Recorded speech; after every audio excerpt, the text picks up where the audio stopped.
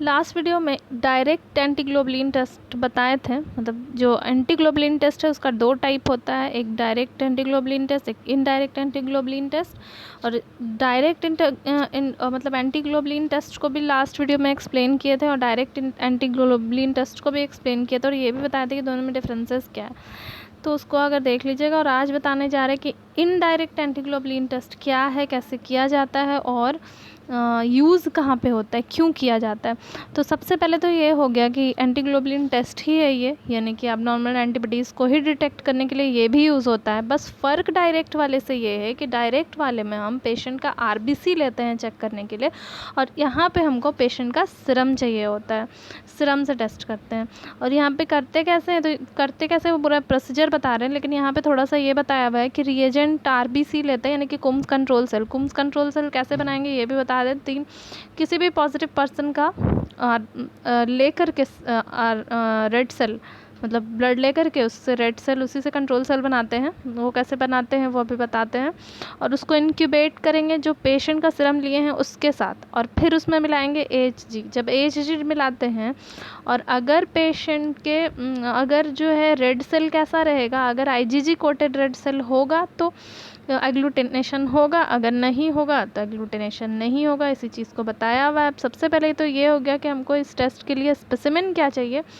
तो स्पेसिमेन हमको चाहिए पेशेंट का सीरम, और हमको मटेरियल्स क्या क्या चाहिए, तो टेस्ट ट्यूब चाहिए, एचजी रिएजेंट चाहिए, पॉजिटिव कंट्रोल सेल चाहिए, IgG coated positive control cell, ये तो रहता ही है एज अ रिएजेंट, और सेंट्रीफ्यूज और माइक्रोस्कोप चाहिए, सेंट्रीफ्यूज मशीन, और O positive red cell blood cell चाहिए जिसको कुम्स कंट्रोल सेल बोलेंगे। ये हमको बनाना है, कैसे ये बताते हैं। और एंटी-डी सीरम चाहिए और नॉर्मल सलाइन चाहिए। एंटी-डी सीरम यानी एंटीजन डी का जो सीरम आता है ये, और ये हो गया एचजी, और ये हो गया टेस्ट ट्यूब। ये सारी चीज़ें चाहिए। एक ये भी रहता है IgG coated positive control cell भी आपके पास रहता है, तो उसका भी यूज़ करना है आपको। उसके बाद आ जाते हैं कि ओ पॉजिटिव रेड सेल कैसे प्रिपेयर करेंगे, मतलब कुम्स सेल जो अभी बोल रहे थे वो कैसे प्रिपेयर करेंगे उसके बारे में बताया है। तो यहाँ पे क्या करना ये है कि a pool of O positive blood group cell, मतलब कि 3 किसी भी सेपरेट अलग अलग डोनर से ले लेना है ओ पॉजिटिव ब्लड ग्रुप, ठीक है। और उसको करना ये है कि वॉश करना है नॉर्मल सलाइन के साथ 3 बार, और उसका बना लेना है 5% सेल सस्पेंशन। और ये सेल सस्पेंशन कैसे बनाया जाता है, कैसे वॉश किया जाता है सलाइन के साथ, इसके लिए एक वीडियो बना हुआ है, वहाँ जा कर के देख लीजिएगा। तो ये करके आपको मिल जाएगा कुम्स कंट्रोल सेल। अब क्या करना है, अब आगे का प्रोसीजर इतना करने के बाद कि आपको 3 टेस्ट ट्यूब ले लेना है, तीनों पे लेबलिंग कर लेना है। एक पे लिख देना है टेस्ट, एक पे लिख लेना है पॉजिटिव कंट्रोल, और एक पे लिख लेना है नेगेटिव कंट्रोल।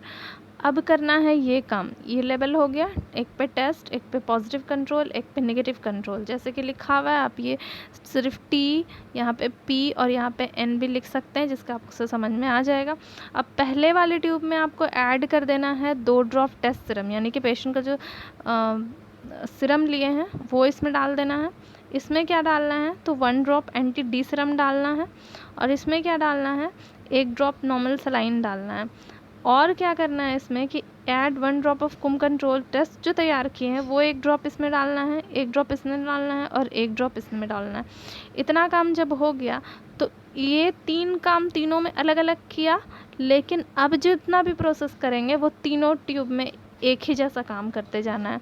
तो सबसे पहले क्या कर लेना है, wash all the cells in the tube separately at least 3 times with the normal saline to remove traces of attach serum में कोई भी अगर ट्रेसेस होगा, जो भी कुछ ऐसा होगा जो नहीं होना चाहिए, उन चीज़ को निकाल देना। उसको निकालने के लिए हमको वॉश कर देना है नॉर्मल सलाइन से। तो वॉश 3 टाइम करना है, मतलब ये कि जो टेस्ट ट्यूब में जो 2 ड्रॉप 3 ड्रॉप 1 ड्रॉप जो भी चीज़ें मिलाए हैं उसमें नॉर्मल सलाइन डाल देंगे, ठीक है। नॉर्मल सलाइन थोड़ा ज़्यादा डालेंगे, और 1/3 समझ लीजिए उतना डाल देंगे, और उसके बाद उसको सेंट्रीफ्यूज करेंगे। और सेंट्रीफ्यूज करने के बाद जो ऊपर में सुपरनेटेंट बचता है, ऊपर में जो तैरता रहता है उसको बोलते हैं सुपरनेटेंट, उसको डिकैन कर देंगे, यानी कि उसको बहा करके गिरा देंगे, तो बचेगा नीचे वाला पार्ट।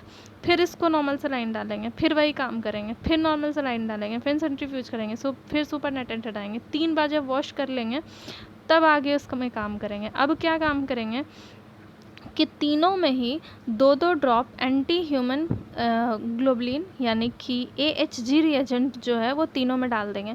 फिर उसको इंक्यूबेट कर देंगे रूम टेम्परेचर पे 5 से 10 मिनट के लिए। उसके बाद सेंट्रीफ्यूज कर लेंगे 1 मिनट के लिए। फिर उसको रिसस्पेंड करेंगे, मतलब हिलाएंगे और हिला करके देखेंगे एग्लूटिनेशन उसमें। अगर ऐसे नहीं दिखेगा तो माइक्रोस्कोप की मदद से देख सकते हैं।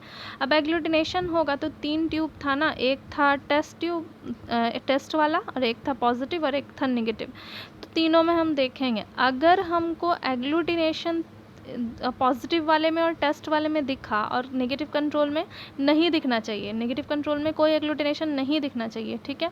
तो अगर ये दोनों में एग्लूटिनेशन दिखा तो टेस्ट हो जाएगा हमारा पॉजिटिव, और अगर टेस्ट वाले टेस्ट ट्यूब में एग्लूटिनेशन नहीं दिखा, सिर्फ पॉजिटिव कंट्रोल में दिखा, तो टेस्ट हो जाएगा नेगेटिव, ठीक है। तो इस तरह से हम को पता चल जाएगा कि नेगेटिव है या पॉजिटिव है। और यहाँ पे थोड़ा सा ये भी देख लीजिए कि अगर पॉजिटिव कंट्रोल में एग्लूटिनेशन नहीं होगा और नेगेटिव कंट्रोल में एग्लूटिनेशन दिख जाए, जैसा कि यहाँ पे देख रहे हैं कि नेगेटिव वाले में एग्लूटिनेशन नहीं होना चाहिए, पॉजिटिव वाले में होना चाहिए और नेगेटिव वाले में नहीं होना चाहिए, और अगर नेगेटिव वाले में एग्लूटिनेशन हो जाता है तो इसका मतलब है कि आपका जो टेस्ट है वो प्रॉपरली करेक्टली नहीं हुआ है, तो आपको इसको रिपीट करना है। उसी तरह से पॉजिटिव वाले में एग्लूटिनेशन होना चाहिए, अगर यहाँ पे भी नहीं हुआ है तो भी आपको इसको प्रोसेस को रिपीट करना है।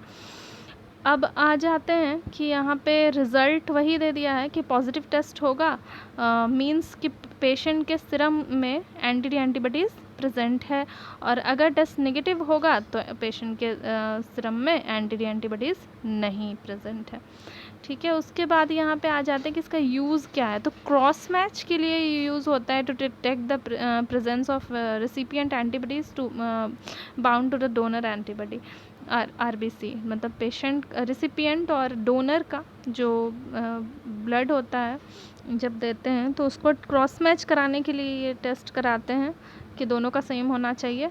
और इसके अलावा एरिथ्रोसाइट एंटीजन, मतलब कि RBC पे एंटीजन का कौन सा टाइप है ये पता करने के लिए किया जाता है। और उसके अलावा detect the presence of anti-D antibodies को भी पहचानने के लिए, एंटी-डी एंटीबॉडीज़ यानी कि एंटीजन जो डी होता है, एंटीजन डी मालूम होगा, एंटीजन डी होता है ना जो कि पॉजिटिव RH फैक्टर बताता है। डी एंटीजन अगर RBC पे प्रेजेंट है तो पॉजिटिव होता है ब्लड ग्रुप, अगर डी एंटीजन RBC पे नहीं प्रेजेंट होता है तो नेगेटिव होता है blood group.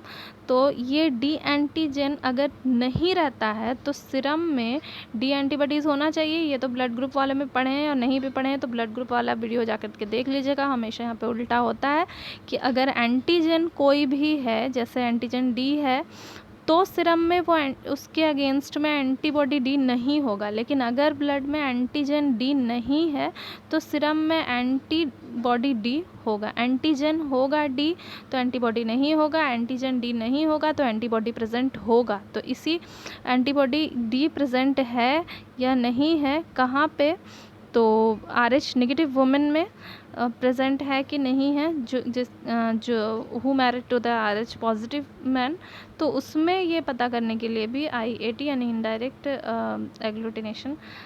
Indirect antiglobulin test किया जाता है।